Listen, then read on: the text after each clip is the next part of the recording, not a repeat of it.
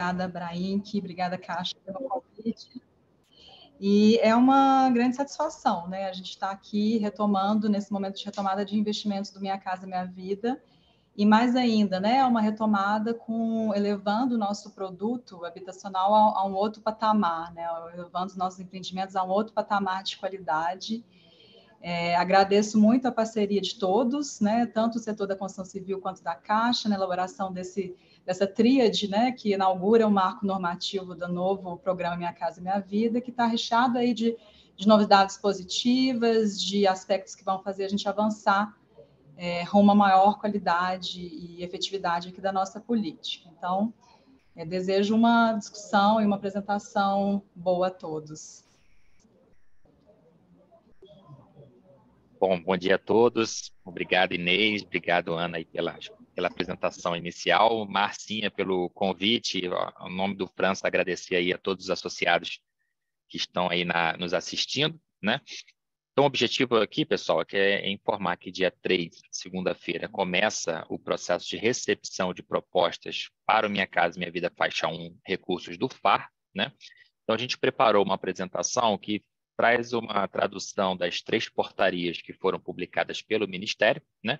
Então, o objetivo aqui é a gente discorrer um pouquinho sobre as portarias e deixar aí um tempo também para uma interação. Aí, Márcia, você organiza para a gente aí o perguntas e respostas. Lembrando, né, pessoal, que aqui o objetivo é a gente atuar em cima do que tem publicado, né, para a gente estar operacionalizando, né? É lógico que a gente está sempre aberto a sugestões de aprimoramentos, né? Mas nesse momento a gente tem esse regramento na rua e é ele que a gente está dando execução, né? Do nosso lado aqui do agente financeiro está aqui o Gustavo, que vocês já conhecem também, é o Superintendente Nacional de Pessoa Jurídica, que cuida, né, dos produtos de pessoa jurídica, e o Marcelo Brasil, que é o nosso gerente nacional, que cuida do Faixa 1, né? E aqui vai estar conduzindo aí com bastante conhecimento, participou desde o início da construção de todas as portarias e também do regramento da medida provisória do Minha Casa Minha Vida. Então, estamos bem envolvidos aí no projeto desde o início. Marcelo vai conduzir a apresentação, tá bom? Marcelo, passo para ti. Boa reunião a todos. Bom dia a todos. Vamos lá. Gustavo, se você puder me ajudar compartilhando? Aí, ok. Pessoal, aqui tem um compilado, como o Rodrigo trouxe, a VP e Inês aqui trouxeram, ambos trouxeram, um compilado aí das novas regras do Minha Casa Minha Vida, para alinhar aí com todos os participantes do programa, né, e aqui com a participação do Ministério também, aqui conosco, alinhar as informações principais. E já o convite, né, a leitura do texto das portarias está à disposição de todos aí na internet, no site do Ministério das Cidades. Aqui, reforçando, é um resumo, os itens principais e tal, mas para saber o detalhamento completo, as portarias estão à disposição aí de todos para consulta. Vamos lá. Essa primeira tela, nós trazemos aqui os principais participantes do programa, o Ministério das Cidades, que é quem, voltando aqui, estabeleceu as diretrizes e normas. Então, a partir da medida provisória 1162, que apresentou, né, ao Congresso, já foi aprovada no Congresso, aprovada na Comissão, na Câmara, no Senado, aguarda a sanção do presidente Lula. A partir da publicação da medida provisória, atualizando as regras e modernizando as regras do programa Minha Casa Minha Vida, o Ministério das Cidades vem regulamentando, detalhando os procedimentos aí das operações de FAR, FDS rural, e aqui focando no FAR, que é a operação que vai começar aí na próxima segunda-feira. Então, o Ministério das Cidades é quem regulamenta parâmetros, procedimentos, enfim, a Caixa, aqui como agente financeiro, né, na Caixa atuando nos dois papéis, né, nós atuamos como agente financeiro e como agente operador. O agente financeiro recepciona as propostas, faz a análise do enquadramento, vou falar um pouquinho sobre isso na frente, e o agente operador faz esse controle de meta, que é a meta que foi estabelecida pelo Ministério das Cidades para esse primeiro ciclo, que começa na próxima segunda-feira e vai até o final do ano, até o dia 28 de dezembro, que é o último dia de expediente bancário, né, o último dia útil do ano. As empresas de construção civil são os, em regra, tá, pessoal, são os proponentes, e aí vou falar um pouquinho aqui sobre os papéis aqui, construção civil e ente público, mas a empresa apresenta a proposta, elabora o projeto, providencia as licenças e executa, né, contrata com o agente financeiro Caixa e executa a obra do empreendimento habitacional, é quem efetivamente produz o empreendimento. E o ente público, ele tem um papel fundamental nessa retomada das contratações das operações faixa 1 do Minha Casa Minha Vida, vindo das experiências passadas. Então, ele volta a ter uma participação ativa nas operações, inclusive sendo parte no contrato, tendo que apoiar, né, sendo chamado a apoiar o empreendimento desde o início, desde da apresentação da proposta. E aí, na documentação, nós vamos ver. Além de apoiar, o ente público pode também, em situações específicas, ser proponente da operação. Tá? Então, nós temos a empresa de construção civil como proponente, e o ente público, nos casos em que o terreno é doado, ele pode ser proponente, mas também nos casos de deslocamento das famílias decorrente de obras públicas, que é o que no passado nós nos acostumamos a chamar isso de PAC, que foi um programa aí de grande relevância do governo federal, mas que hoje o termo que a portaria traz é um termo mais genérico, o termo de deslocamento de famílias decorrente de obras públicas. Se for nessa situação, ou na situação de calamidades, ou na situação de realocação de famílias residentes em áreas de risco, aí, obrigatoriamente, o proponente é o ente público. Tá? Então, tem essas situações em que o ente obrigatoriamente propõe. Se o terreno for doado, pode ser o ente público, pode ser a empresa da construção civil, e se um terreno for privado, né, adquirido para poder viabilizar a produção do empreendimento, aí o proponente é a empresa da construção civil. Vamos lá?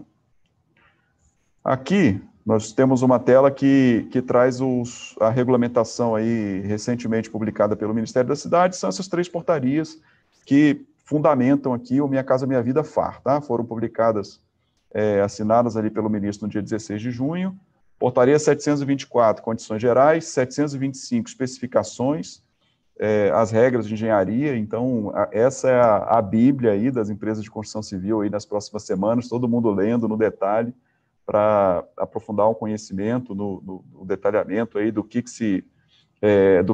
temos aí de avanço, de inovação, de propostas que foram incorporadas a partir dos aprendizados do passado, incorporadas ao programa, e a portaria 727, que especifica, que detalha a etapa de enquadramento e contratação de empreendimentos. Então, essa portaria é o processo de abertura para as novas contratações. Então, essas aí fundamentam a operação do Minha Casa Minha Vida com recurso do FAR. O detalhe, e que aqui na visão da Caixa, a gente pode enxergar assim, compartilho com vocês, é que a portaria 725, que traz as especificações, ela unificou as especificações do FAR e do FDS.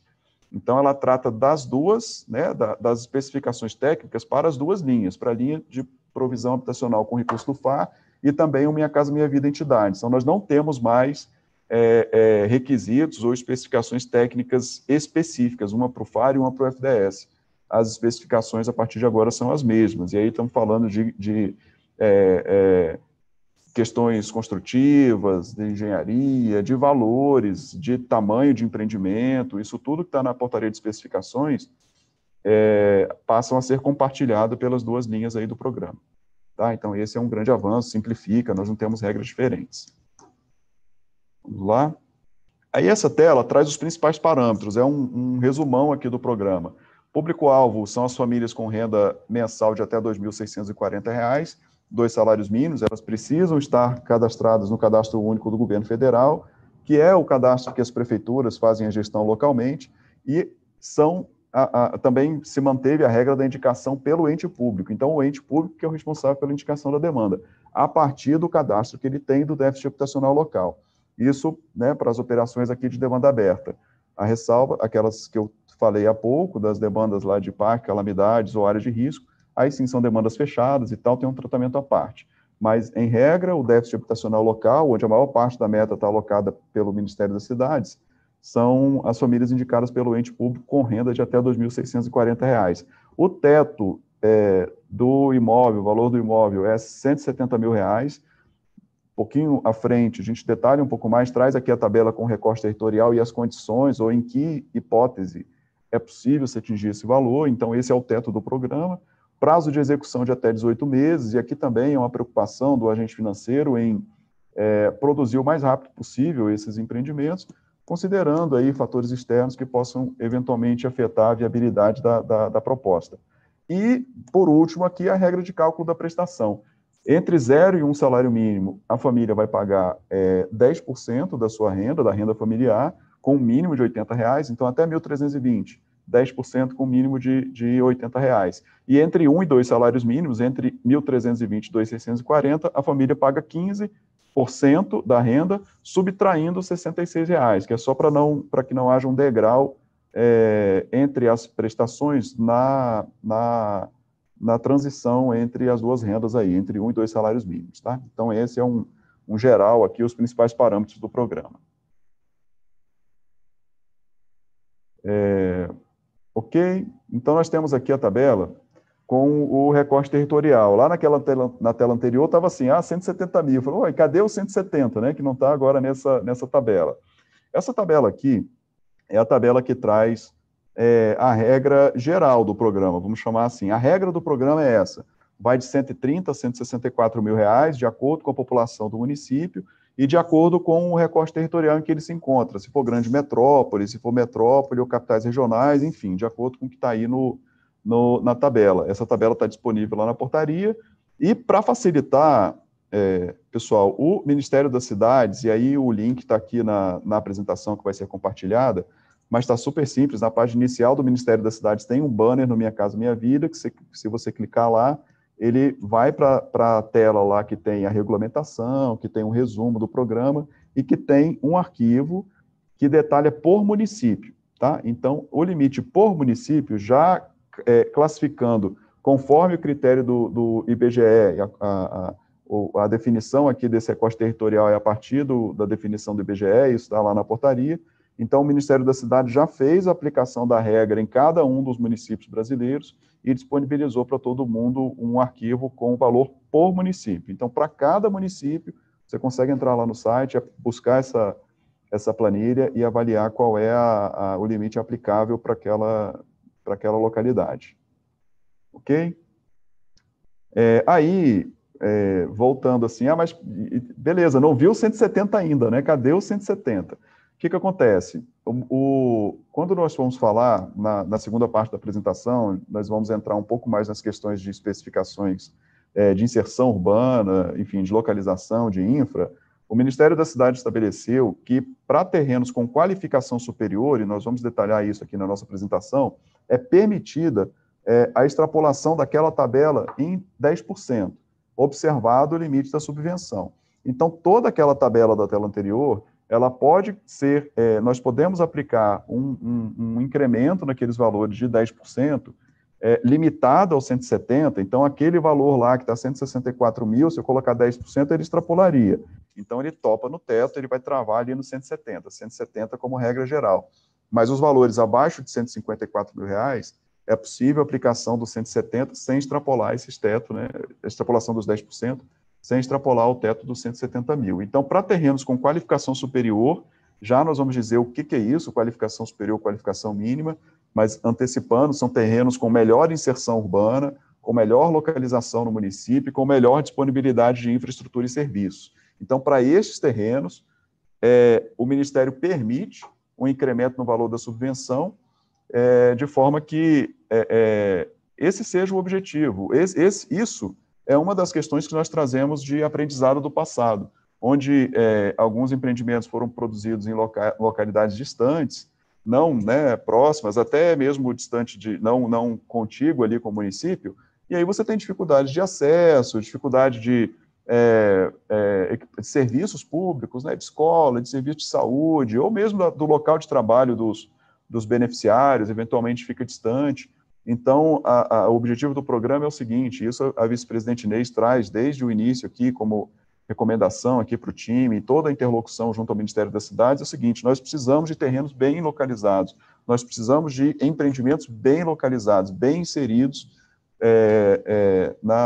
no município, vamos falar um pouquinho, para facilitar a questão de infra, de convivência mesmo, de acesso a serviços. e essa é uma premissa. E, para isso, o Ministério colocou esse incentivo, que é um valor ligeiramente superior ao valor padrão. Tá? Além desse extrapolamento de 10%, é possível também, a portaria prevê um extrapolamento de até 40% para requalificação de imóveis. Tá? O que é requalificação de imóveis? É o retrofit. A gente, né, o termo corrente aí que se adota também é o retrofit. É a adaptação de imóveis em centros urbanos, imóveis eventualmente abandonados, imóveis públicos que não estão sendo utilizados e podem ser destinados ao Minha Casa Minha Vida, imóveis de propriedade da Secretaria de Patrimônio da União. Eles podem, para viabilizar a requalificação desses imóveis, ou seja, a adaptação desses imóveis para que sejam transformados aí, né, que contenham unidades habitacionais destinadas ao programa Minha Casa Minha Vida com recurso do FAR, renda de até R$ 2.640, aquela tabela pode ser aumentada em até 40%. É um incentivo forte também aí para estimular a revitalização de centros urbanos, a utilização adequada, racional de espaços públicos eventualmente subutilizados. Então, a portaria também prevê essa condição aí, esse extrapolamento, tá? Por último, tem um detalhe que o Ministério da Cidade também estabeleceu, que é o seguinte: se o terreno for doado, a regra para terreno doado é a seguinte: ora, o custo estabelecido na tabela do slide anterior, aquele teto lá da subvenção do slide anterior, ele inclui a aquisição do terreno e a construção e a obra, além de outras despesas, né? A portaria prevê lá trabalho social, por exemplo, ou legalização, isso tudo está dentro da subvenção, mas o custo do terreno está incluído na subvenção. Então, pensando ali na melhor utilização possível do recurso público, afinal é o que se trata, né? Recursos do FAR são recursos aportados pela União. Considerando a melhor utilização, a utilização adequada, correta do recurso público, não faria sentido manter aquele valor de subvenção, sendo que o terreno, eu não vou ter custo com o terreno. Eu estaria apenas interferindo na margem da operação e tal, e não seria o adequado. O que o Ministério estabeleceu? Olha, o terreno doado, como eu não tenho custo de aquisição do terreno, o valor, a fração do valor de avaliação de mercado daquele terreno precisa ser deduzida do teto da subvenção. Então, essa é a regra, tá, gente? Vou falar da exceção que está aqui no texto, na sequência. Então, a regra é a seguinte: se no meu município o teto é R$130 mil, e na etapa de avaliação do terreno, a Caixa avaliou aquele terreno no valor X, de forma que a fração por OH do terreno seja de 10 mil, então, naquele município que o teto é 130, eu preciso descontar esses 10 mil do terreno, já que eu não tenho esse custo, e o teto passa a ser 120 mil, que seria o custo apenas da obra, já que eu não tenho o custo do terreno. E aí, qual que é a ressalva ou a condição que o Ministério estabelece para que não seja aplicado esse desconto? Então, a regra é: terreno doado, eu desconto o terreno do teto do valor da subvenção por OH. Mas, se no meu projeto eu tiver um aumento de área útil de no mínimo 4 metros quadrados, aproximadamente 10%, nós vamos ver lá que a área útil mínima é 40 ou 41 metros e meio, dependendo da tipologia. Então, se o proponente apresentar um projeto que tem uma unidade habitacional um pouquinho maior, aí, no mínimo 4 metros quadrados maior, aí sim a regra do programa permite que a não despesa com a aquisição do terreno seja investida na melhoria daquela unidade habitacional. Então, eu estou transformando um terreno em melhoria da unidade que vai ser produzida, uma unidade um pouco maior, que vai dar ali um pouco mais de conforto e tal para as famílias que vão ser beneficiadas, tá? Então, a regra é desconto o terreno. Se o meu projeto tiver, no mínimo, 4 metros quadrados a mais do que a especificação mínima, que tem lá na portaria de especificações, nós estamos autorizados a não descontar o terreno e sim apresentar a proposta no teto lá do valor de subvenção para o município. Ok? Marcelo, eu queria, nesse ponto aqui, se puder voltar, pessoal, requalificação, retrofit, tá? A gente, então, pega o valor da tabela ali, vamos dar um exemplo do 164, multiplica por 1,4, é o teto que a gente chega, no caso de, naquele recorte territorial, para a unidade de retrofit, tá? Então, chegaria praticamente 230 mil. Sem prejuízo de contar com contrapartidas de entes públicos, por exemplo, prefeitura, estado, né? Isso vale tanto para retrofit como para as unidades habituais aí de produção do Farco, tá? Nós temos muito interesse em avançar nessa pauta da requalificação do retrofit, tá? Pensando que a gente está num projeto aí, Minha Casa Minha Vida, de no mínimo 4 anos, a gente ainda não deslanchou, né? Tanto aqui pensando como caixa, né? Mas dentro do histórico também, né? A Ana trouxe essa fala aí, Ana, né? Nessa questão da requalificação e do retrofit, tá? Então, é algo que precisa de toda uma movimentação, mas é muito importante que vocês nos ajudem e olhem também para essa pauta do retrofit, porque é um interesse também nosso na linha da inserção, da melhor inserção, aproveitar, né, requalificar os centros urbanos, requalificar imóveis da SPU, das prefeituras, imóveis que tiraram um habite comercial que podem ser adaptados para imóveis residenciais, enfim. Essa pauta, né, de retrofit que vocês conhecem bem, é algo que é uma diretriz nossa aqui do programa, tá bom? Eu vou passar aqui, eu acho que o Franz entrou. Franz, você quer dar uma palavrinha, só um oi aqui, que eu acho que você conseguiu entrar agora, né?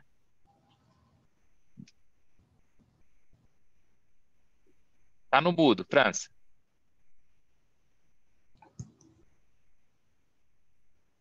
Na verdade, eu já estava aqui escutando todo mundo, mas eu estava aflito porque eu não conseguia subir. O link que eu entrei não me dava direito a subir, eu estava que nem maluco aqui. Mas, primeiro, agradecer a todos vocês aí, a disponibilidade de vocês estarem explicando para a gente com essa clareza aí e objetividade tão grande. Estou vendo aqui que nós estamos com 100 pessoas, ou seja, mostra o grande interesse.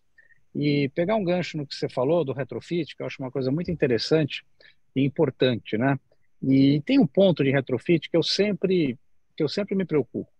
Quando a gente fala de retrofit, obviamente a gente está falando de regiões que estão mais degradadas e que têm imóveis mais antigos, né? E os imóveis antigos, geralmente, você tem uma configuração onde você já de segurança, principalmente de bombeiro, né? Que você tem problemas às vezes de escadas e tudo mais. Teria como o Ministério da Cidade trabalhar alguma lei federal para, no caso do retrofit, a gente ter uma lei que possa ter algo intermediário entre a lei existente hoje e aquilo que já está se utilizando, que seria uma lei anterior com relação, por exemplo, ao corpo de bombeiros, porque senão o retrofit quase que fica inviável a gente fazer. E aí fica uma coisa que a gente fica com a vontade de fazer, mas quando desce a nível municipal, a nível de corpo de bombeiros, a gente acaba não viabilizando por algumas barreiras. E aqueles prédios, na verdade, se a gente for ver, eles estão sendo ou utilizados ou invadidos. Então, se utilizados, estão com problema de segurança. Se invadidos, eles também estão com problema de segurança. Então, queria, com relação a isso e com relação à acessibilidade também, é uma coisa importante. A gente entende que a acessibilidade é fundamental, só que talvez não consiga, né, a acessibilidade nesse retrofit. Então, queria fazer essa pergunta para vocês aí, o que poderia ser feito nesse sentido? Bom, então, França, Ana? Pode seguir, Inês, fala na sequência. Não, então, nós devemos fechar agora, dia 17, um conjunto de encontros feitos aqui com o Ministério das Cidades, Caixa, as empresas que estão fazendo isso, nós chamamos as que a gente encontrou que estamos fazendo isso, uma associação do Corpo de Bombeiros, municípios que já têm leis específicas, querendo um pouco fazer um benchmark de cada um desses pontos que são os pontos cruciais, né? Acessibilidade, Corpo de Bombeiro, o tema cartorário, enfim, para cada um dos pontos, estabelecendo aí as possíveis providências a serem feitas, né? E queremos entrar em campo para tentar viabilizá-las em parceria aí com os municípios e estados, né? Colocar uma lei federal, acho é um pouco mais complicada, né? O que o aprendizado nos diz, assim, é que se você formata um programa e tem condicionantes do programa federal para a implementação nos estados e municípios, os gestores acabam ficando estimulados a alterar a sua legislação, permitindo aí essa flexibilidade. Então, um pouco a nossa ideia é isso, né? Identificar claramente qual é o problema, colocar como esse problema foi enfrentado em alguns lugares e estabelecer nas diretrizes do programa essas recomendações, né? Eu acho que é mais adequado do que querer, né, mudar aí uma competência, é mais complexo da gente operar aqui no Congresso, né? Então, é isso. Fala, Ana. Perfeito, era bem nessa linha, eu ia mencionar que a gente estava se encontrando, né, Inês, já com parceiros também, entendendo um pouco os desafios em torno do retrofit, mas dizer também que é uma agenda importante aqui do Ministério das Cidades, a tônica do retrofit foi, assim, bastante reafirmada, né, pelo PLV 14, que modificou bastante a MP 1162, e a gente está nessa fase, né, de um benchmarking mesmo, como a Inês disse. Eu já mencionei em outros momentos que a gente esteve discutindo aqui com o setor, que o governo federal ele tem ainda poucas realizações em torno do retrofit, né? Desde 2009, a gente realizou menos de 1.000 unidades habitacionais requalificadas. Então, a gente está em busca mesmo de mais musculatura em torno desse tema, para entender quais são as possibilidades e limites de regulamentação, para além dos incentivos que a gente já dá historicamente, a exemplo do que já foi posto aqui pelo Marcelo, que é a subvenção maior, né, 40% maior. Também, dentro aqui da portaria 725, a gente faz uma dispensa das especificações para as hipóteses de requalificação, justamente dialogando aí com a especificidade desses projetos. Mas, então, é uma agenda que a gente tem bastante prioritária e estamos aí com um projeto de pensar em algo mais específico, né, para além dessa seleção que já pode, né, absorver a entrada de requalificações, mas para além disso, pensar em algo que dialogue mais com uma produção, não digo em escala, né, mas uma maior produção nessa linha. Obrigado, Ana, obrigado, Inês. Acho que você, Inês, acertou no ponto corretamente. Quer dizer, quando eu falei legislação, realmente tem toda essa complexidade. Eu acho que o caminho que você está seguindo faz todo sentido. Eu acho que eu usei uma palavra errada quando eu me dirigi à legislação. Seria uma coisa que ia levar, acho que, muito tempo, totalmente inviável. Acho que o caminho está super certo. Tá? Parabéns, aí, inclusive, pela ideia. Se abre uma discussão sem fim e aí Isso.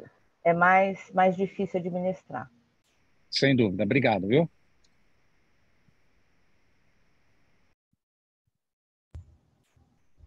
Então, vamos em frente.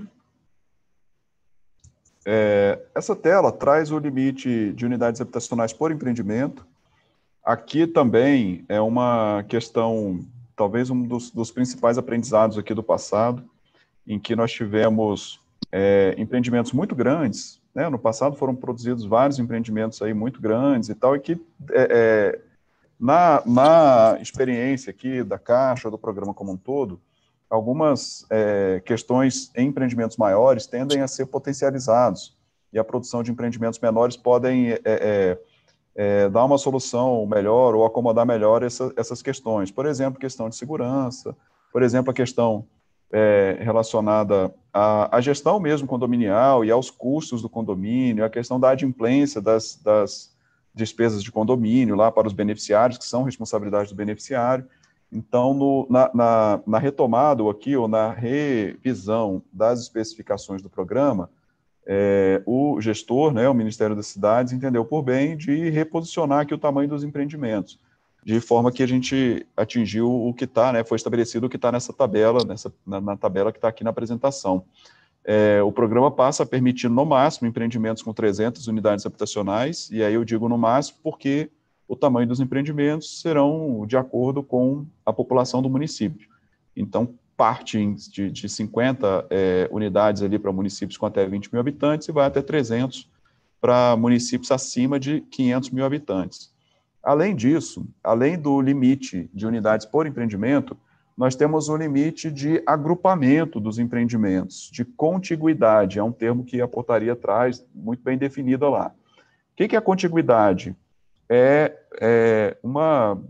Um agrupamento é o termo correto, né? Você ter muitos empreendimentos muito próximos uns dos outros, de forma que nós acabaríamos por perder a essência da limitação de quantidade de OHs por empreendimento. Eu não posso fazer um de 300, mas não posso fazer um de 1.000, mas eu posso fazer 5 de 200, acaba dando na mesma. Então, o programa, ele traz a solução para isso, que é o seguinte: no máximo 300 unidades, vai entre 50 e 300 de acordo com o porte do município, e no máximo 750 unidades contíguas.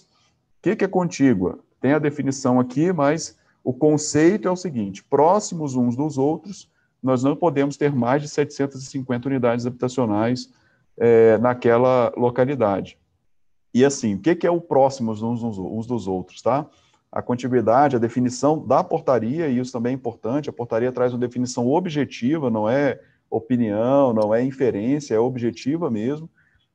A distância entre o perímetro dos empreendimentos para ser contado como contíguo é de 1 quilômetro, tá? Então, se tiver a menos de 1 quilômetro, se o terreno que o proponente está pensando em desenvolver o empreendimento, se tiver a menos de 1 quilômetro de um empreendimento já produzido com recurso do FAR ou recurso do FDS, que é o que a portaria especifica, eu vou precisar somar, avaliar se aquele empreendimento que está lá pronto, já funcionando, somado com o empreendimento que eu estou apresentando aqui agora no momento, empreendimento novo a ser produzido, não extrapola o limite da contiguidade, que vai de 200 a 750 unidades. Então, vamos pensar aqui no limite maior ali de empreendimentos, tá? Para municípios acima de 500 mil habitantes. Se eu já tenho um empreendimento entregue, aí esse também é uma questão importante, tá, gente? Não são empreendimentos desde o início do programa, são os empreendimentos entregues nos últimos 5 anos.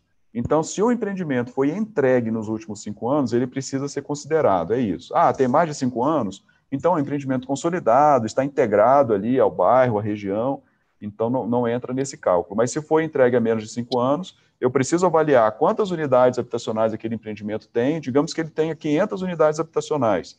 Se o meu terreno está a mais de 1 quilômetro daquele empreendimento, tranquilo, não preciso fazer o cálculo da contiguidade. Se está a menos de 1 quilômetro daquele empreendimento, se o perímetro do meu terreno e o perímetro do empreendimento está pronto, menos de 1 quilômetro, aí eu preciso somar. Se aquele empreendimento, numa cidade com mais de 500 mil habitantes, tem 500 unidades, eu vou poder apresentar no máximo um empreendimento com 250 unidades. Eu não consigo chegar a 300. Ok? Então, esse é o conceito de contiguidade, está bem objetivo na portaria, e aí eu recomendo a leitura por todos aí para consolidar e sedimentar aqui essa informação. Além disso, tem uma outra questão que também vem do aprendizado. Se você puder voltar, Gustavo, faltou só um detalhe, é a questão do tamanho dos condomínios, tá? Assim como empreendimentos muito grandes podem trazer questões de convivência ou dificuldade ali de convivência, de gestão, condomínios muito grandes também podem trazer essa questão, tá? Então, o Ministério estabeleceu como limite 200 unidades habitacionais por condomínio. Então, nós não podemos ter condomínios, empreendimentos multifamiliares estabelecidos, né, entregues ali sob forma de condomínio com mais que 200 unidades habitacionais. Marcelo, mas se eu posso fazer um empreendimento com 300 e o limite é de 200, como é que faz? Esse empreendimento de 300 é um empreendimento só. Posso apresentar um empreendimento de 300, mas na ocasião da legalização do empreendimento, ele precisa ser constituído em 2 condomínios independentes. E isso também é importantíssimo estar presente na largada, na proposta, no projeto. Se lá na legalização eu não posso ter um condomínio de 300, então o meu projeto, mesmo que seja um único empreendimento, ele precisa prever que, na ocasião da entrega e da legalização, serão 2 condomínios independentes. Então, nós vamos ter que ter 2 portarias, acessos, cercamentos independentes. Essa que é a regra estabelecida pelo Ministério. Então, por exemplo, um empreendimento de 300 pode ser dividido de acordo com a conveniência do projeto a ser apresentado, pode ser dividido em 2 condomínios de 150 unidades na ocasião da legalização. Ok? Vamos em frente. Isso também está bem definido na portaria, tá? Essas regras. Agora vamos falar do fluxo de enquadramento. Aqui é um roteiro, não vou... vamos passar aqui rapidamente. Ana, só um pouquinho, Marcelo. Essa questão, só a questão do cercamento, né? Na verdade, o cercamento não ficou obrigatório, né?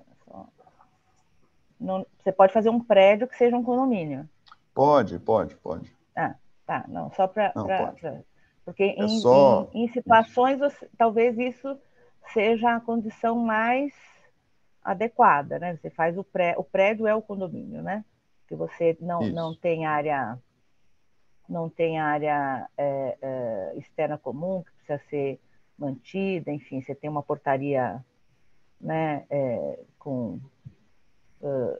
autônoma, isso não está...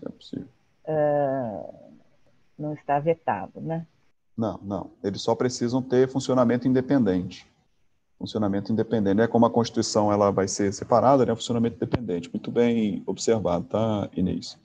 Ali foi um geral só para ressaltar que o projeto precisa prever essa condição, né? Da independência dos condomínios que serão constituídos. Aqui no recebimento e análise de propostas, esse é o processo que a portaria abriu ali, que começa lá na próxima segunda-feira, tá? A recepção de propostas, ela foi atualizada, o processo de apresentação e recepção de propostas foi atualizado assim, ele passa a ser feito exclusivamente por meio eletrônico, tá? Nesse site aí, atenderhabitação.caixa.gov.br. Começa no dia 3 e vai até o dia 28 de dezembro.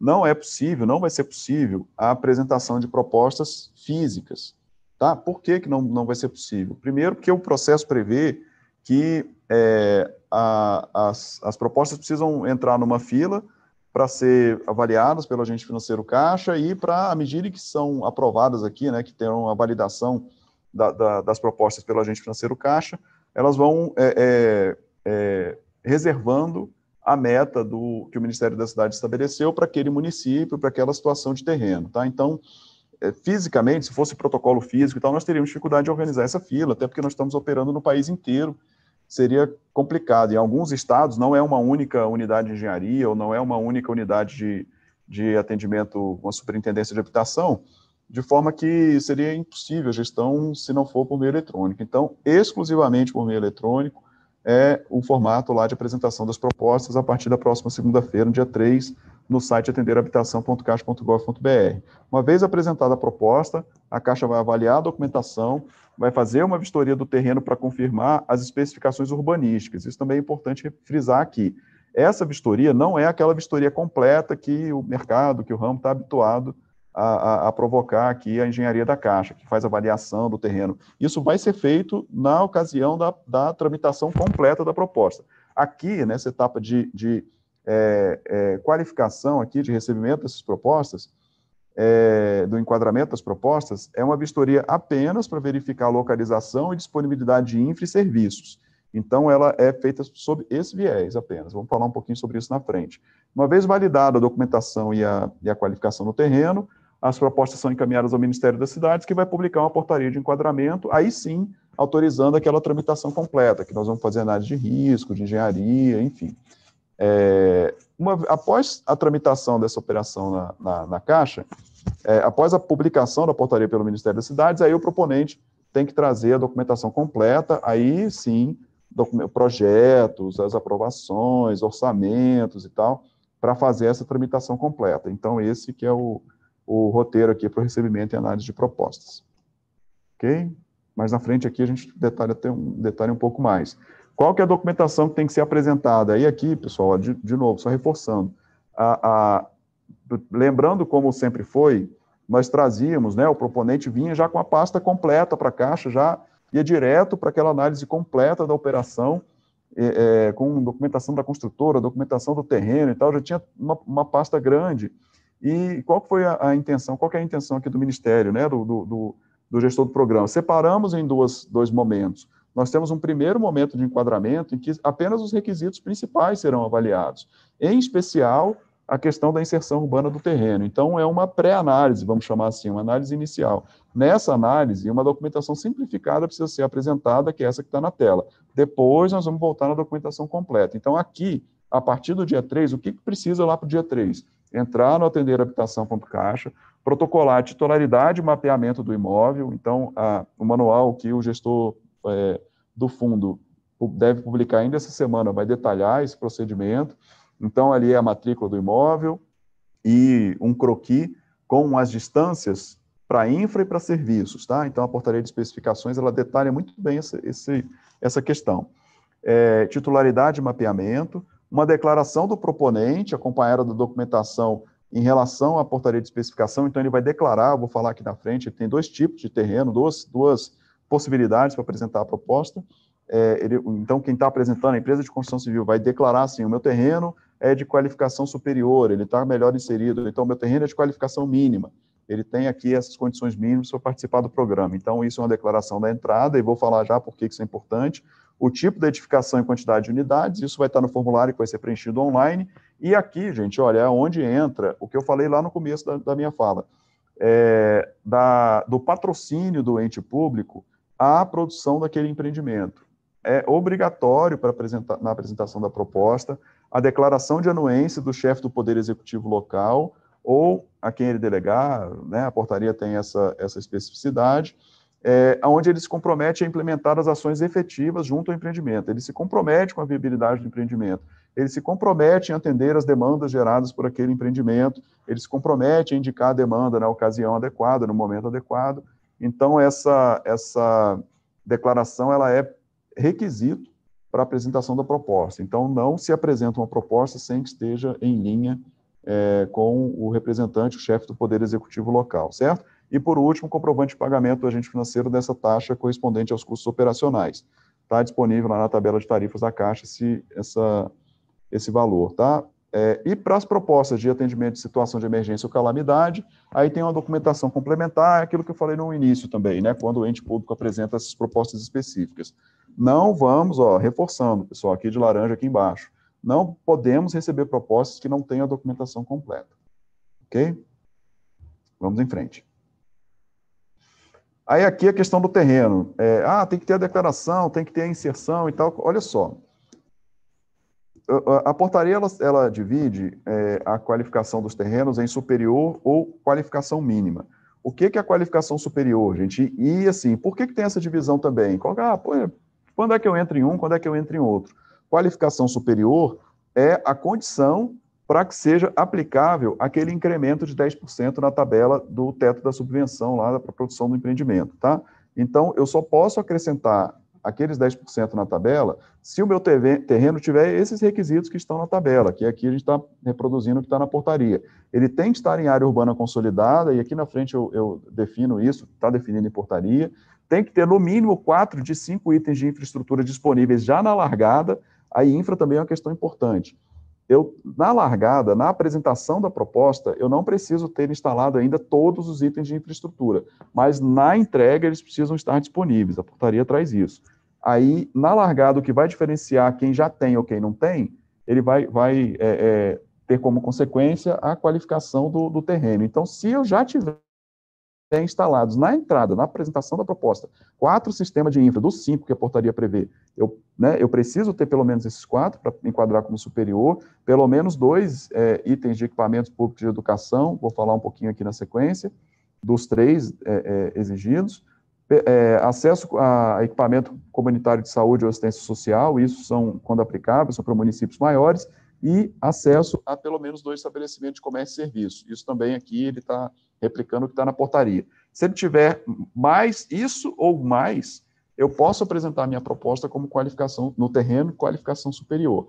Se ele tiver menos do que isso, mas ainda assim ele atender aquelas especificações mínimas, que a área consolidada ou a área de expansão urbana contígua consolidada, pelo menos uma infra, pelo menos um equipamento de educação e pelo menos um estabelecimento de comércio e serviço, eu posso apresentar minha proposta na qualificação mínima, tá? Marcelo, mas e qual que é o incentivo que eu tenho? É só o valor? Não, além do valor maior para o terreno de qualificação superior, uma parte da meta que o Ministério da Cidade estabeleceu para o ano de 2023 é reservada para terrenos de qualificação superior. Então, não vai ser possível produzir todos os empreendimentos apenas na qualificação mínima. E aí, na prática, é o seguinte, nós temos a meta separada entre superior e mínima.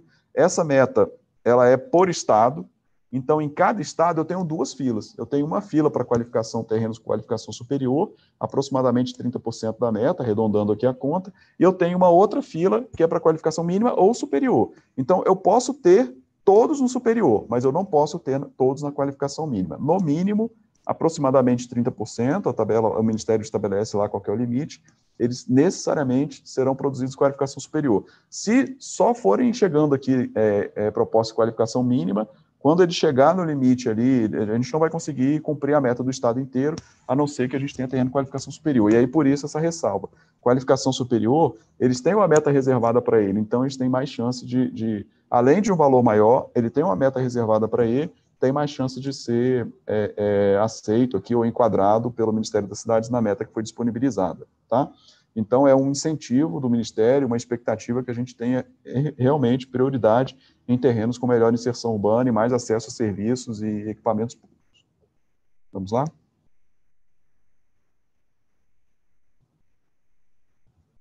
Pronto, aqui é um resumo rápido de como, uma vez enquadrada a proposta, aí se segue para a tramitação completa da operação, que é a análise de risco da construtora, isso vai ser feito, rating C, análise jurídica do empreendimento, aí se avalia a proposta como um todo, a documentação do imóvel, quem são proponentes, participantes, e também análise de engenharia. Aí aqui nós já temos um roteiro que é mais habitual aí, as empresas de construção civil que operam no mercado aqui de financiamento à produção, enfim, já é um processo semelhante. Uma vez aprovadas aqui, risco jurídico e engenharia, tramita na governança da Caixa, que é a alçada competente para aprovar aquela operação. Depois de aprovada a operação na Caixa, nós comunicamos ao agente operador que manda para o Ministério das Cidades que a proposta está pronta para ser contratada, e aí o Ministério das Cidades avalia depois de tudo aprovado, chega lá no Ministério das Cidades, aí o Ministério das Cidades recebe a proposta, dá uma conferida, avalia lá se está de acordo com tudo que se espera para a contratação do programa, aí autoriza a contratação e efetivamente a gente parte aqui para a assinatura do contrato. Vamos lá. Pronto, agora eu vou falar da questão da inserção urbana. Aqui está detalhando as próximas telas, a gente detalha um pouco mais aquilo que eu trouxe conceitualmente no que difere os terrenos de qualificação superior e qualificação mínima, tá? Esse é um desenho exemplificativo de um município em que você tem o centro do município, essa área branca é a área urbana consolidada, e a portaria do Ministério das Cidades define bem o que é isso. A área urbana consolidada tem ali uma regra de densidade de habitantes por quilômetro quadrado, tem o critério objetivo, tá? O que é uma área urbana consolidada e o que é uma área de expansão urbana. Então, a parte branca dessa figura é a área urbana consolidada, a área azul dentro dessa linhazinha aí, azul escura, que é o limite ali do perímetro urbano, é a área de expansão urbana. Dentro da legislação do município, ele define o que é área urbana e o que é área de expansão. A área de expansão é área urbana com previsão de crescimento ali da área urbana consolidada. E fora da linha azul escura, aquelas outras áreas ali, é o limite municipal, são as áreas rurais, enfim. O que o programa exige, pessoal? Ou a proposta o terreno está dentro da área urbana consolidada, que é essa casinha que está aqui com a letra A, está dentro da cidade, já com infra, com acesso, com serviço, ou o programa até permite terrenos em área de expansão urbana, desde que o terreno seja contíguo à malha urbana consolidada. Então, é possível apresentar uma proposta, mas ele já não vai ser um terreno de qualificação superior, ele necessariamente vai ser um de qualificação mínima. É possível apresentar uma proposta aí, mas, como eu disse, o valor vai ser um pouco menor, não tem uma meta priorizada para ele, mas ele precisa estar emendado, ele tem que estar no máximo no limite da área urbana consolidada para ser apresentada aqui para a produção do empreendimento. Tá? Então, não é possível apresentar um terreno na área de expansão urbana se ele não estiver contíguo à área urbana consolidada. Ok? Vamos em frente. Aí aqui, detalhe um pouco mais o que está lá, o que eu falei ali também das especificações de inserção, de padrão de inserção. Disponibilidade de infra, tem esses 5 itens: energia, abastecimento de água, esgotamento, acesso e drenagem. Para ser superior, tem que ter no mínimo 4 desses 5 prontos já na largada, mas lembrando que até a entrega do empreendimento ou entrega da etapa, né, se for em módulos, a infra deve estar operante, tá? A poligonal, e aí o conceito, assim, mas como é que eu vou dizer se, de novo, a estratégia ou a intenção, o que está estabelecido, que é muito positivo, isso está objetivado, tá? Para dizer se tem ou se não tem, a disponibilidade da infraestrutura, ele deve estar em até 300 metros do limite da poligonal do empreendimento, que é o que está descrito aqui, tem essa figura, é uma linha imaginária que engloba as quadras onde os edifícios aqui, ou as unidades, se for unifamiliar, né, serão instaladas, tá? Então, da poligonal até a disponibilidade da infra, nós temos para considerar que tem, no máximo, 300 metros, tá? Isso está definido na portaria. Então, de infra é isso. Primeiro, a inserção urbana. Segundo, a infra. Terceiro, equipamentos públicos de educação. Então, nós precisamos desses três equipamentos: educação infantil, ensino fundamental ciclo 1 e ensino fundamental ciclo 2. Para ser superior, no mínimo 2, para ser mínima, no mínimo 1. E aí tem a distância caminhável, tá? Aqui eu não tenho uma distância em linha reta, é distância caminhável, né? As crianças não vão para a escola passando por cima de eventuais obstáculos, né? A distância tem que ser caminhável a partir do centro do terreno, tá? E isso está objetivado, está bem descrito lá na portaria. Equipamentos está aí, equipamentos comunitários de assistência social, que é o CRAS ou o UBS. Aqui a portaria traz como obrigatório para municípios com mais de 100 mil habitantes, tá? Para municípios com menos de 100 mil habitantes, esse atendimento não é necessário, esse requisito não é obrigatório. E aí os próximos é o equipamento de... próxima tela, aqui, comércio e serviços. Então, nós temos esses 2 tipos aí de comércio e serviço, tem que ter pelo menos um equipamento de uso cotidiano e um equipamento de uso eventual. O que é o cotidiano? Padaria, mercearia, o mercadinho, a farmácia, são aquelas unidades comerciais menores. E uso eventual são os maiores: supermercado, agência bancária, lotérica ou correios. Então, para ser superior, tem que ter esses 2. Para ser mínimo, pelo menos um desses 2 aí. E transporte público também tem aqui o requisito, que segue de acordo com a população do município, tá? Ok, vamos em frente. Aí essa tela traz as metas. Isso está descrito na portaria que abre para a apresentação de propostas. A meta para o déficit habitacional local, né, que é o déficit geral, é de 115 mil unidades habitacionais, 15 mil para famílias deslocadas em função de obras públicas, calamidades e áreas de risco. Então, o geral, 115 mil unidades, distribuídas de acordo com o mapa que está aí. O Ministério das Cidades traz que a distribuição segue o déficit habitacional identificado a partir do estudo da Fundação João Pinheiro. Então, foi feito um conceitual para espalhar no mapa do Brasil, como está aqui muito bem exemplificado, os empreendimentos Minha Casa Minha Vida, que custa do FAR, de acordo com a necessidade de cada região, tá? De cada estado. A meta é por estado, tá, pessoal? Não é por município, não é por déficit municipal e tal, ela é por estado. Então, tem ali algumas regras que evitam a concentração de contratações, mas a meta está definida por estado, e para cada estado, lembrando, uma parte da meta é reservada para terrenos de qualificação superior e a outra parte para terrenos com qualificação mínima ou superior, certo? Ou seja, nós temos 2 filas para cada estado aí para apresentação de proposta. Podemos seguir. Pronto, essa é a última, e a gente abre aqui para as conversas, para as perguntas.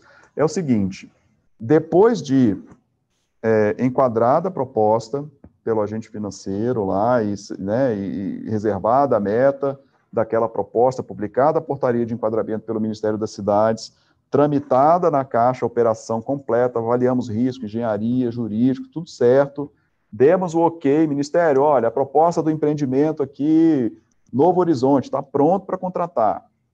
Chega lá para o Ministério, e aí o Ministério vai receber as propostas que estão prontas para contratação, e ele traz também de forma objetiva na portaria que critérios ele pode adotar para priorizar as autorizações de contratações. Então, estão lá nessa ordem empreendimentos que sejam em municípios como metrópoles ou capitais regionais, nos grandes centros, eles realmente acumulam um déficit habitacional, terreno doado pelo ente público, sendo que, nesse caso, a área deve ter sido ampliada em 4 metros quadrados, no mínimo, compromisso de contrapartida financeira do ente público, quando for o caso, que atenda, no mínimo, 3 especificações recomendáveis lá na portaria 725, menor valor de investimento para o FAR, ou se estiverem localizados em município onde teve um cancelamento de operação no passado por inviabilidade técnica, econômica e social. Então, lá na última volta, lembrando, nós temos essa pré-análise, vamos chamar assim,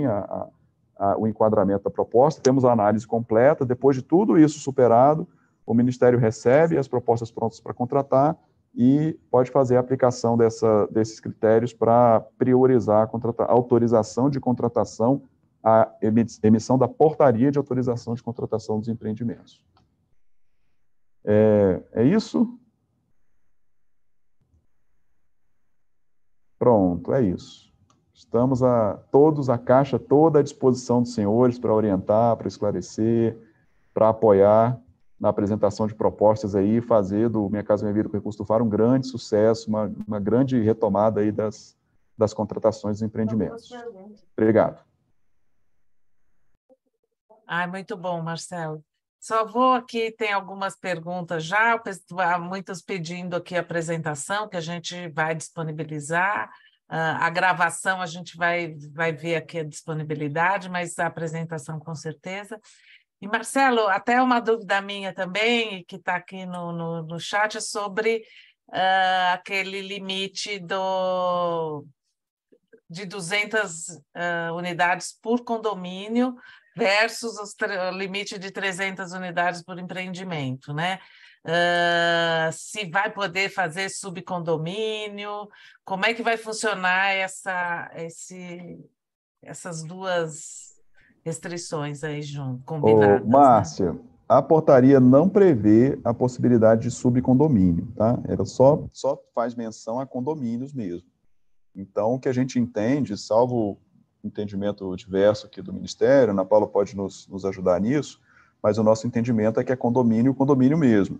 E aí a Inês foi muito feliz aqui na colocação que, né, dentro de um empreendimento, no momento, na ocasião da legalização, ele precisa estar pronto para ser dividido em condomínios, né, se o empreendimento tiver mais de 300 unidades, tá? Aí tem um detalhe que eu esqueci de falar. Se for loteamento, ou seja, se as unidades habitacionais forem unifamiliares, é vedada a constituição de condomínio, tá? Loteamento, ele necessariamente é bairro, tá? Então, as matrículas são individualizadas, as vias doadas ao ente público, as redes, né, de infra doadas às concessionárias. Então, se for loteamento, está vedada a produção ou a legalização por meio de condomínio. Tá. Bom, eu até então eu acho que já fica aqui uma solicitação, não sei, Ana, até de estudar a possibilidade de subcondomínio, né? Num empreendimento de 300 unidades, por exemplo, você dividir em 2 subcondomínios, porque eu acho que fica factível, né? Não sei, eu acho que seria interessante aí para facilitar aí a gestão do empreendimento e viabilizar a construção de um condomínio de 300 unidades, né? Senão acho que fica meio congruente aí. O ponto, Márcia e todos, do condomínio é justamente a nossa preocupação do pós-ocupação, né? A gente pensa aí, 200 unidades já são, pensando aqui na nossa pequena torre, né, de TR+3, 16 unidades. Então, 200 unidades no condomínio já são 12 prédios para aquele síndico gerir. Então, a nossa preocupação é realmente na gestão pós-ocupação daquele grupo de unidades, né? A gente sabe os desafios que a gente tem, né, até no nosso cotidiano, na gestão condominial, e essas dificuldades são ainda mais catalisadas em se tratando desse perfil de renda. Então, a preocupação maior vem disso. A gente tem que entender se a figura de subcondomínio nos atenderia nesse aspecto, nessa preocupação da pós-ocupação. E, de fato, no momento, a portaria está se restringindo ao condomínio, uma vez que o subcondomínio, pelo que não sou especialista no assunto, mas me parece que ele não consta, né, no Código Civil também, né? Ele é uma figura criada, assim. Então, a princípio, a gente está no condomínio com essa preocupação de pós-ocupação e de um grupo que precisa ser gerido com efetividade aí por um síndico, né, dentro das suas capacidades e características próprias dessa faixa de renda que a gente atende, né? Na verdade, o subcondomínio seria o compartilhamento das áreas comuns, né? Pelos dois, vamos dizer, pelos dois condomínios, né?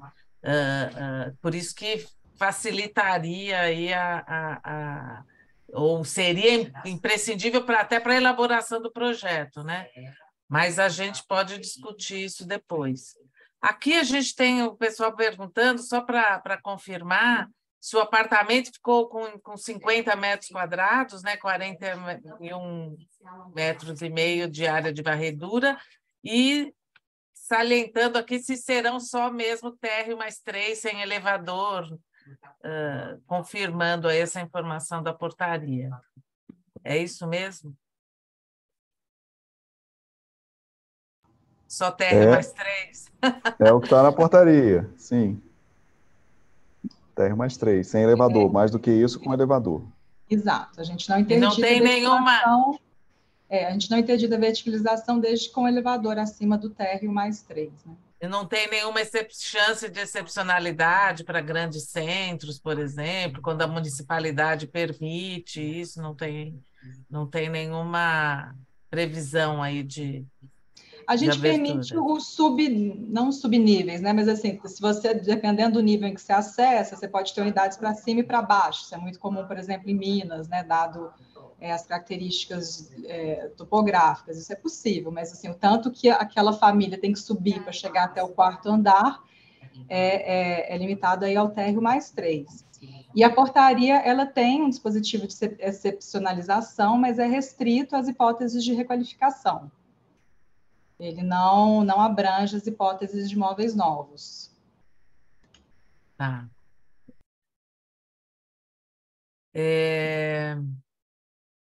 Aqui tem uma pergunta bem específica, né? No caso de 2 condomínios vizinhos, por exemplo, parede com parede, com 250 unidades cada um, pode ser executado os 2 condomínios independentes, não num subcondomínio? Para, por exemplo, no caso de cidades com mais de 750 mil habitantes? A portaria limita em 200 unidades lá por condomínio, tá? Então, nesse caso, precisaria dividir, né, esses 250. Teríamos 4 condomínios aí, se forem empreendimentos separados, né? Pois é, por isso que eu acho que eu mesma fico uma briga aí desse limite de 200 unidades por condomínio com o tamanho do empreendimento estipulado, né? Acho que isso daí é uma coisa que, de repente, a gente pode até discutir depois, porque você não vai conseguir executar, por exemplo, o limite máximo do número de empreendimentos por conta da limitação das 200 unidades por condomínio, né? Fica meio complicado aí. Mas, é uma questão de adequação de projeto, né, Márcia? O projeto que precisa prever essa condição na ocasião da legalização. É um pouco diferente mesmo do que eu fazer o empreendimento exatamente o condomínio, né? A gente vai ter um empreendimento que lá no final ele vai ser dividido. Mas aí o projeto precisa ver isso. Esse assunto, reforçando o que a Ana Paula trouxe, foi longamente debatido aqui entre as pessoas que estavam participando, né? Mesmo com representações de várias origens, né? No debate da atualização da regulamentação do programa. Mas um dos desafios enormes que se enfrentam, especialmente em função das características dos beneficiários. Nós estamos falando de pessoas, em regra, hipossuficientes, que dependem de apoio do Estado, né, para se manter, enfim, pessoas de baixa renda, e que têm dificuldade em honrar com esses compromissos e tal. E quanto maior o condomínio, é o que a experiência nos traz, maior as dificuldades de administração, tanto de recursos e de prioridades e da regulamentação interna que trata da convivência. Então, tudo isso entra no conceitual aí para trazer condomínios para tamanhos um pouco menores. Mas nesse exemplo, que acho que foi o objeto da pergunta, né, há 2 condomínios de 250, né, supondo aí que está trabalhando no maior agrupamento. Não pode porque fere a regra dos 200, né? Mas 2 condomínios de 250 são 500 unidades. Se o estudo de massa, né, dele lá permite a produção ali de 500 unidades, ele pode fazer 200, 200 e 100, por exemplo. Isso não, né, não é vedado, desde que observe aquele outro regulamento que os 750 unidades no entorno, né? Sim. Mas isso é uma informação que já está na largada, né? Porque ela já vai dimensionar até a questão do parcelamento, se for o caso e tal. Mas na linha de que assim, eu não consigo cumprir integralmente a cota não, consegue, mas você não vai conseguir alocar tudo no mesmo condomínio, que ele vai ter que estar sendo limitado a 200 unidades, né? E essa questão dos municípios, dos empreendimentos vizinhos, né? Dentro daquele diâmetro de 1 quilômetro, é vizinho a um empreendimento, só para deixar bem claro isso, né? É um empreendimento já entregue do FAR ou do FDS, né? Há no mínimo 5 anos. Então, se eu tenho do lado um FGTS, faixa 1,5 e faixa 2, não é vedado, né? Se eu tenho do lado um empreendimento FAR, mas que já foi produzido naquele município há 10 anos atrás, né? Também não é vedado, né? Porque a gente sabe também que as empresas têm um land banking, né?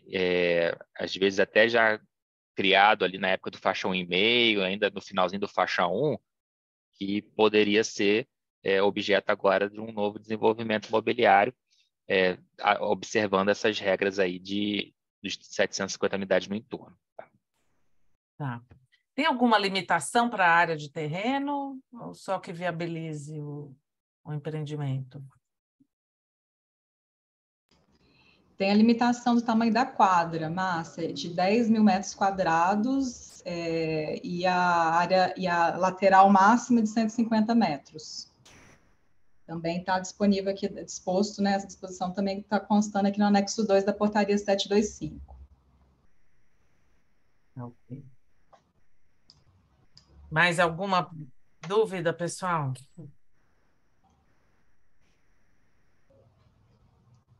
Bom, acho que então Coisa vai estar para todo mundo. reforçar, né?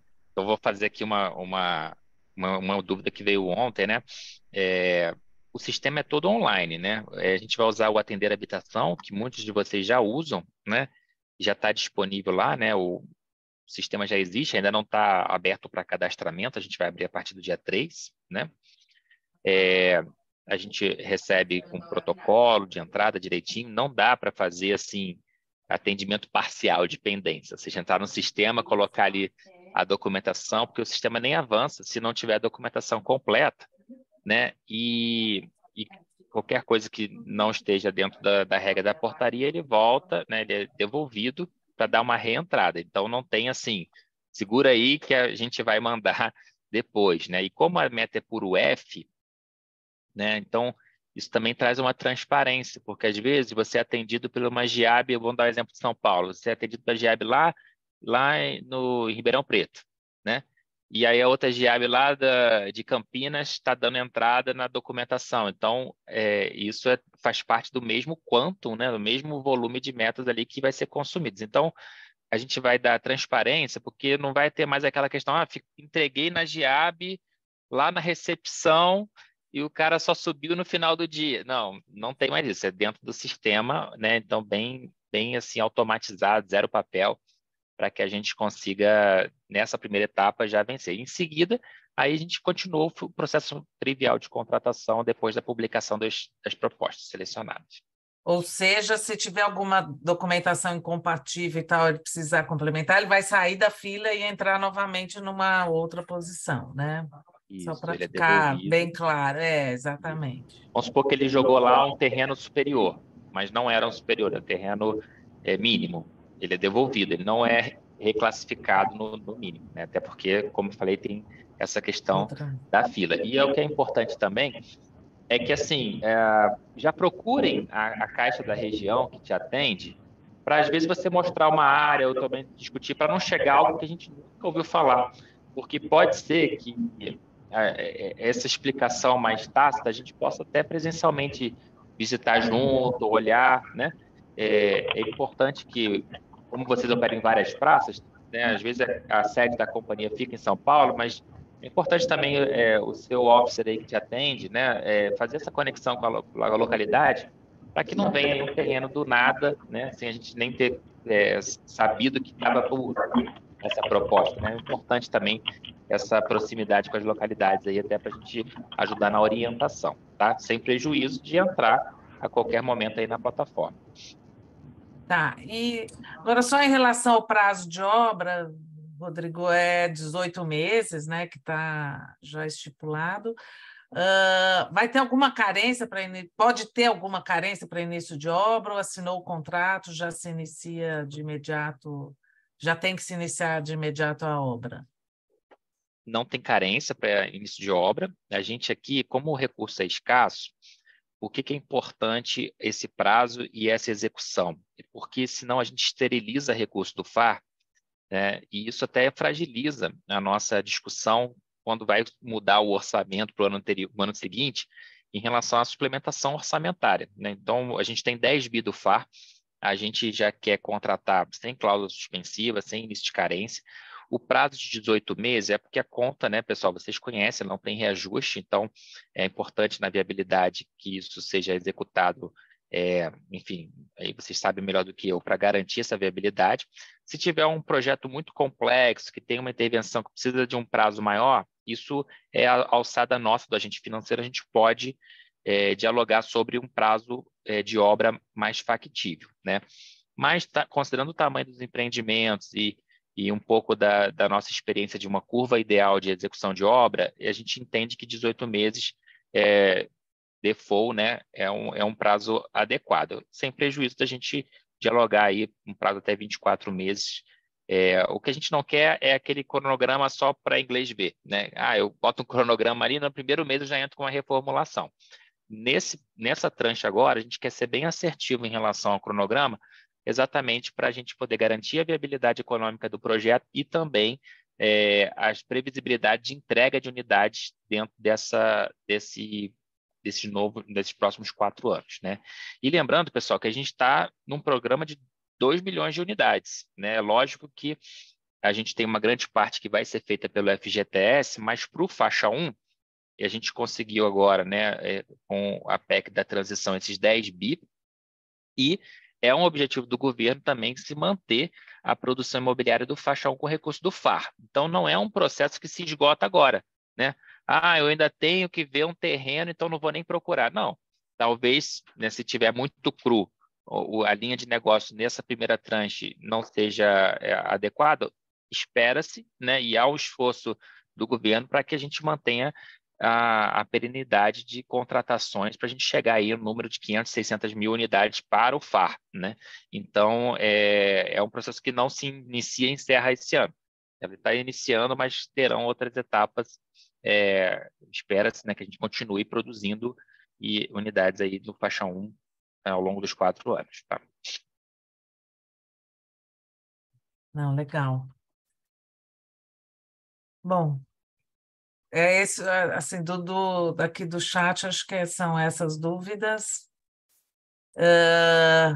A gente, obviamente, sempre conta aí com a parceria de vocês, né? Que até tem o pessoal aqui que está falando que o jurídico está redigindo alguma pergunta e tal, mas isso, com certeza, depois a gente se comunica aí para tentar dirimir todas as dúvidas aí.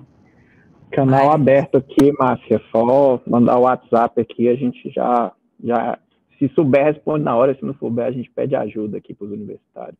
Então, Márcia, eu queria aproveitar para... Você acabou de falar, Márcia? Sim, sim. Queria aproveitar, então, para agradecer a Ana, ao Marcelo, que fez a exposição, ao Gustavo, ao Rodrigo e a Inês. Tá? Acho que, Marcelo, a exposição foi super clara, objetiva. Acho que vocês endereçaram todos os pontos importantes, né? De uma maneira clara, doação de terreno, aquela parte que, inclusive, eu fiz um comentário de revitalização. Então, acho que o plano está muito bem montado, né? Não tenho dúvida que, ao longo do programa, haverão discussões que são normais, né? Que vai ser, inclusive, a readequação dos valores, né? Eu sei que já foi feito um esforço enorme, chegar em 176, né? O valor máximo. Não, 170. 170 mil reais, o valor máximo, né? Mas eu não tenho dúvida que ainda vai ter aí uma grande, ao longo do tempo, né? Uma grande conversa aí que nós vamos querer fazer com vocês com relação a essa questão do preço, né?